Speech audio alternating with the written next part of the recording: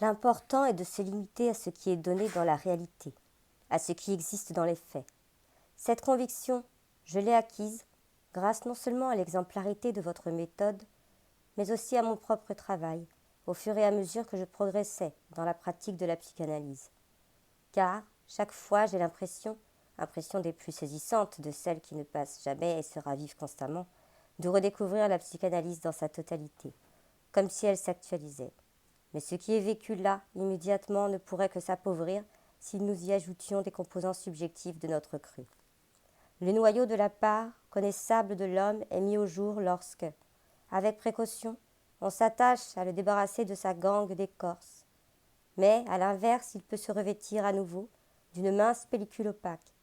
Si l'on néglige tant soit peu que la méthode et la technique psychanalytique se bornent à jouer le rôle d'auxiliaire, sans avoir la prétention d'ajouter quoi que ce soit de leur cru.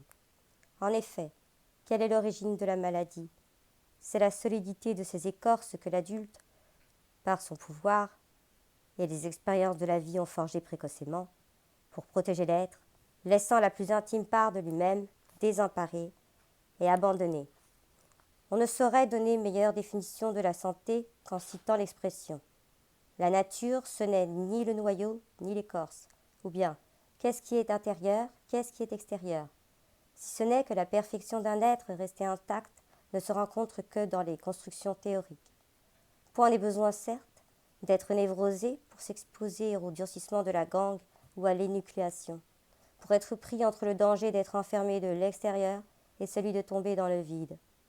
Et il est difficile de s'imaginer comment leurs êtres mus par leur pulsion, doués de lucidité, pour leur salut ou pour leur perte, comme on voudra, adopteraient un autre comportement dans les aventures qui leur arrivent.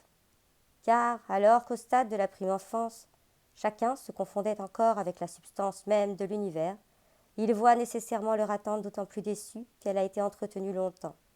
Et ils connaissent donc la tentation, soit de se dissimuler à eux-mêmes la part de démesure qui constituait toute leur attente et de la refouler, soit de s'y abandonner à fond perdu, au détriment de la réalité qui les entoure. Dans toute névrose, quelle qu'elle soit, entre pour une part cette mystification de soi, le sujet réussissant trop tôt ce tour de force de fausser son orientation. Il perd le bénéfice qu'il aurait eu à prendre le droit chemin, le plus court, et se laisse entraîner à des détours, plus sûrs en apparence, mais qui l'égarent toujours davantage. Toute névrose simule l'accord désiré entre le monde intérieur et le monde extérieur. L'un et l'autre font mine de se laisser de la place, se font place, soit que le processus interne prenne consistance, comme si toute la réalité venait s'y établir, tout l'extérieur se dissolvant par contre-coup en un néant chimérique, soit que les sens de la personne, confrontés au processus externe imposant leur supériorité et leur exigence, se voient livrés sans recours à l'angoisse et au doute. Chacun pense à l'explication profonde que vous avez donnée du concept d'inquiétante étrangeté, surgit du refoulement de ce qui, à l'origine, nous était le plus familier, le plus intime. Ce revenant sort du cercueil scellé du passé pour semer l'effroi. Mais derrière ce fantôme, qui sert à le dissimuler, se profile le spectre des plaisirs, des espoirs les plus anciens auxquels nous avons renoncé. Cette inquiétante étrangeté couvre tout le vécu du névrosé, jusqu'au moment où cela s'exprime dans un vertige et un égarement où le qu'est-ce qui est intérieur et le qu'est-ce qui est extérieur s'invertissent. Car dans les brèches ouvertes par le recul de l'expérience saine de la réalité, dans les failles et les lacunes qu'elle présente, viennent aussitôt s'engouffrer les fantômes qui comblent les vides. Tantôt ils offrent le mirage de la surface, là où guette l'abîme du néant. Tantôt ils rendent suspects les repères ultimes, comme si, à les suivre, on se dirigeait vers les abîmes sans fond. Les deux grands types de névrose que nous distinguons, encore repérables et distincts dans l'ensemble des affections psychiques, l'hystérie et la névrose obsessionnelle, correspondent à deux formes parentes de l'inquiétante étrangeté. Tandis que les personnes bien portantes peuvent en éprouver un accès passager, le malade, lui, s'en trouve investi, au point de ne plus savoir si son existence ne s'identifie pas à elle. J'ai toujours eu l'impression que la prédisposition à l'hystérie se rattachait de façon stupéfiante à la confiance en son désir qui caractérise le sujet au stade des attentes archaïques. c'est-à-dire que celles-ci n'ont rien perdu encore de leur vigueur naturelle, comme si elles avaient été comblées et qu'il ne s'agit plus que de les présenter comme un fait accompli, à la réalité qui en est l'existence. Ainsi, le syndrome hystérique représente-t-il la réalisation positive du désir, ne serait-ce que dans l'image inversée et négative de ce dont il faut se défendre. Voilà pourquoi l'hystérie est une forme de réalité conquise de haute lutte, dont on ne perd jamais une occasion de réaffirmer l'existence, pour fournir à nouveau la preuve de l'accompli, alors que cette affirmation intérieure n'est possible qu'en ignorant la réalité, en se braquant contre les accomplissements dans le réel, comme s'ils n'existaient pas. Et de ce fait, ils ne peuvent apparaître que sous les traits de la mort et de l'épouvante, comme étrangers à la vie, ce qui suscite une angoisse intense. Voilà pourquoi le sujet est, apparemment, dénué de sentiments de culpabilité, et ne les découvre souvent que lorsqu'il est déjà sur le chemin de la guérison, et que le matériel fourni par le souvenir est davantage de nature à l'intéresser qu'à l'oppresser. Voilà pourquoi, si souvent, le sujet n'hésite pas à marquer sa prédilection pour des criminels qui ont réussi, pour des brigands ou des voleurs heureux dans leur entreprise. Tout comme dans les idéalisations qui sont le fruit de son exaltation, il n'hésite pas à unir les inconciliables, joignant sans difficulté le masculin et le féminin, le sentiment éthéré et la sexualité la plus crue. Voilà pourquoi l'explosion hystérique s'empare de notre corps, d'autant que, plus totalement, dans cet unique fragment de réalité, le seul qui lui reste, il a tout loisir de s'abuser sur son pouvoir d'illusion, en particulier lorsque le sujet a atteint sa maturité physique. Le recours à des pratiques sexuelles plus infantiles restant de ce fait un pis-aller, étant donné que l'hystérique reste replié sur lui-même et ne s'engage pas dans une relation de partenaire. Partant de là aussi, on peut faire le rapprochement entre l'hystérie d'angoisse et l'hystérie de conversion, qui est la possibilité de transférer sur son propre corps les angoisses, les blocages, dans des processus physiologiques comme les paralysies, les douleurs, les crampes, qui prennent le relais dans cette situation sans issue, au point que le psychisme ne sait plus rien de ce désordre. Il est compréhensible que l'hystérie d'angoisse, elle aussi, ait plutôt tendance à se décharger violemment, qu'elle s'extériorise physiquement lorsqu'elle est évacuée. Au cours de cette catharsis, dont vous avez souligné naguère le rôle indispensable, je l'ai vu, quant à moi, se produire dans 2 cas où les pulsions firent irruption avec une violence presque psychotique. Dans l'évidence de ce paroxysme, au moment où le processus de guérison reçoit son impulsion décisive, pourrait-on dire, c'est encore l'illusion hystérique qui se manifeste, intacte, inentamée, aussi fortement que dans les premiers symptômes pathologiques. Nous avons l'intuition que la maladie est intimement proche de la confiance en la vie, cette force naturelle propre à notre complexe nature humaine. Toutes deux sont établies à proximité immédiate l'une de l'autre, comme expression du normal et du pathologique, et elles s'entremêlent sauvagement dans les cas où la névrose a terrassé le sujet. Dans les cas de victoire passagère, elles s'écartent à nouveau l'une de l'autre pour prendre des directions distinctes. Quant à ce que nous nommons névrose obsessionnelle, même au stade de ses premières manifestations sporadiques, point n'est besoin d'une telle catharsis pour s'en purger, car elle fait moins corps avec l'état animal, ou disons avec la créature primaire, avec la nature humaine, à peine parvenue au stade de la conscience. En elle, l'homme est pris en quelque sorte à un degré supérieur, mais c'est dire aussi qu'il a fait un pas en avant dans la névrose, sans aller toutefois jusqu'à l'expression extrême de l'hystérie, laquelle se situe dans un refoulement si profond que l'indifférenciation primordiale du réel et de l'illusion est restaurée d'une façon hallucinatoire. Cet état de refoulement moins profond, tout en ménageant des points de contact avec la réalité, ne suffit pas à les rendre convaincants ni d'un côté ni de l'autre. Et c'est là le mal, c'est là la fatalité. La dimension du désir demeure, bien que les pulsions se soient pliées aux exigences de l'extérieur, qui imposent leur puissance et leur autorité, mais elle n'est pas à l'abri du soupçon. Entre la soumission éprouvée dans la réalité et le désir pulsionnel de se défendre, l'opposition persiste. Il faudrait qu'elle s'équilibre à tout instant pour assurer le dynamisme qui donne à l'homme normal du type obsessionnel un avantage sensible sur l'homme plus unifié par nature.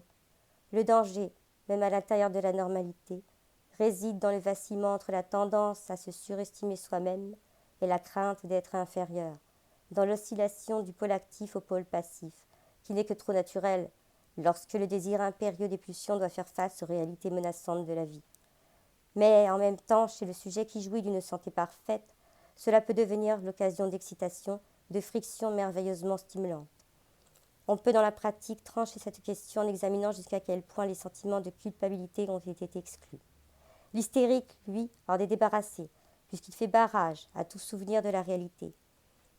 Mais chez l'autre type d'homme, plus évolué, pour ainsi dire, ces sentiments ont leur racine du simple fait déjà que l'accès à la conscience, fondamentalement, pose en face de lui le monde réel et donne ei ipso tort à ses désirs pulsionnels.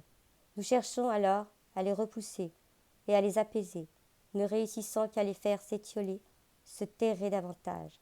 Ou bien nous nous en débarrassons en nous jetant dans un excès d'abstinence, de docilité, et alors notre agressivité s'insurge, proteste vigoureusement et nous fait entrer en conflit avec la part de nous qui se rattache aux pulsions. Ne reste alors que la formule du compromis tant l'un que l'autre, pour se soustraire à la reconnaissance totale des difficultés et des décisions à prendre. Même dans les cas où il n'y a pas encore de compromis, au sens névrotique du mot, c'est-à-dire où la décision lucide serait remplacée par une construction intermédiaire, un moyen terme qui, sans égard à la réalité changeante, se répète éternellement. C'est ici que l'on détermine ce qui est déjà pathologique ou ce qui est encore sain, bien que le passage se fasse insensiblement de l'un à l'autre. C'est de cette manifestation que la névrose obsessionnelle a tiré son nom. Pour arbitrer entre les deux pôles de l'oscillation, une médiation à caractère obsessionnel a été élaborée. J'explique, quant à moi, le déclenchement de ce mécanisme par le caractère déjà obsessionnel du doute pathologique lui-même, l'exact opposé de la réflexion raisonnable, objective, qui précède la décision, ce qui explique l'exacerbation du doute jusqu'à la véritable obsession. À une échelle réduite, on a observé une forme de superstition chez des enfants qui, dans des cas douteux, préfèrent s'en remettre au hasard, à des présages, choix des pavés sur lesquels ils marchent, superstition des nombres, choix de la droite ou de la gauche, du soin de se décider. Nous avons là à l'origine du processus qui aboutit, chez les adultes demeurés superstitieux, à l'obsession d'une aide venant de l'au-delà. C'est le recours à l'au-delà qui est ici l'essentiel et qui se révèle pathologique.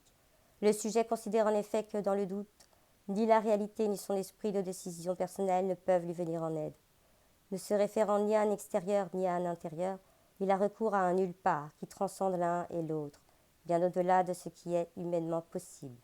On ne peut s'arracher ainsi à l'état du doute que par une démarche obsessionnelle, sans âme, à la fois dénuée de sens et qui échappe au sens, démarche inassimilable, pour ainsi dire, à l'expérience, à la vie.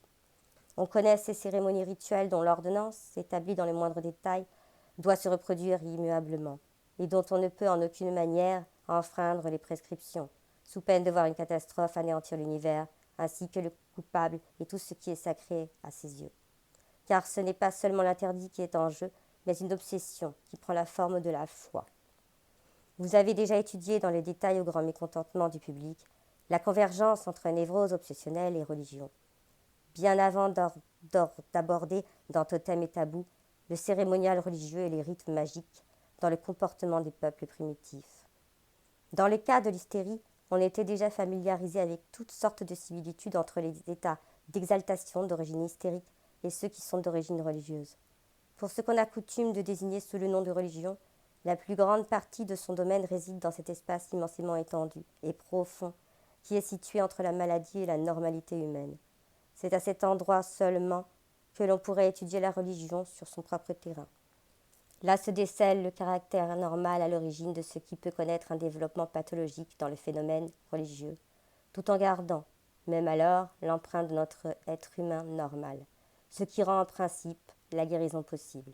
Dans la religion, le sujet peut trouver un moyen de surmonter des déceptions, c'est-à-dire les aspirations insatisfaites des pulsions en lui, sans s'exposer particulièrement à des tensions dangereuses qui aboutiraient à une névrose, mais simplement en tenant pour vrai l'objet de son désir le plus ardent, dans la mesure où cette apparence de vérité est une croyance assez généralement répandue, et où cette croyance est elle-même attestée depuis la nuit des temps, lorsque la distinction entre intérieur et extérieur dans la perception était moins solidement établie pour tous. Il ne fait pour moi aucun doute que, chez bien des individus, cette conversion est venue à point pour leur épargner la névrose. De même, nous avons découvert que les états qui, pour nous dorénavant, relèvent uniquement de la pathologie, exprimaient, autrefois, des tendances générales d'un psychisme normal. Il n'est donc pas rare qu'aujourd'hui le sujet prédisposé à la névrose, pris dans la foule de ceux qui partagent sa foi, se trouve délivré de l'isolement pathologique menaçant dans lequel il jetterait son délire particulier. Le monde corrigé et embelli de son délire a pour lui une existence réelle. Au lieu d'avoir besoin de s'établir dans un retranchement où il serait préservé de l'irruption brutale de la réalité, il se trouve pour ainsi dire dans une réserve naturelle protégée, où même les animaux prédateurs prennent un air doux. Même si par endroits ce domaine protégé côtoie une contrée sauvage des plus inquiétantes. Ainsi ferait-on bien volontiers campagne pour la propagation de la foi si le revers de la médaille n'avait de quoi rendre songeur. Car il est de fait que le refoulement ne s'exerce pas impunément, et que la vision optimiste obtenue en maquillant des terreurs réelles a pour contrepartie le surgissement de phénomènes qui nous désorientent par leur inquiétante étrangeté. Et de la même manière, cette falsification, quand bien même elle serait universellement accréditée, ne s'accomplit pas sans qu'en pâtisse la part de réalité qui n'a pas été intégrée. Toute réalité qui, en soi, aurait mérité d'être vécue, aurait pu être aimable, perdre ses couleurs. En dénigrant la réalité terrestre, on donne naissance à une réalité diabolique. Tout objet éclairé de la lumière céleste jette des ombres infernales. Sans cela, en effet, le divin ne pourra se détacher nettement. Il deviendrait un Dieu sans nom, sans ombre, trahissant ainsi le caractère contre nature du contenu de la foi. Il existe toujours une corrélation étroite entre l'acte de sataniser et celui de diviniser. La divinité s'enrichit de ce dont l'homme librement se dépouille, et c'est la charité divine qui vient parachever la pauvreté de l'homme, lui conférer faussement le caractère d'une loi naturelle. Nul ne peut prétendre à la félicité sans cette tragédie lente. Et il n'est aucune résurrection dans la foi derrière laquelle ne se profile une crucifixion. Toutefois, on note des variantes, selon que l'on envisage chez l'homme les tendances vers un habitus plutôt hystérique ou plutôt obsessionnel.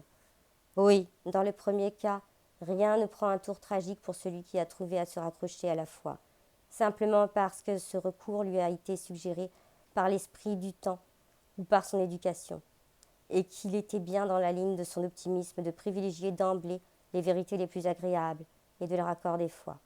Par suite, il prend l'habitude de s'installer dans ce fauteuil confortable pour s'y reposer. Ce sont de tels sédentaires qui constituent peut-être la communauté de croyants numériquement la plus importante dans le monde, car chaque fois que la situation l'exige, ils recouvrent la conscience profonde de leur commune appartenance. Ils sont portés tout naturellement à l'exaltation, atteignent sans effort aux cimes du sentiment, sans être aucunement soupçonnés d'hystérie. La base de leur foi reste très banale. D'une certaine façon, ils commettent involontairement un abus en se servant de ce que d'autres, par l'intensité de leur foi, ont consolidé, rendu accessible et doté d'une valeur universelle.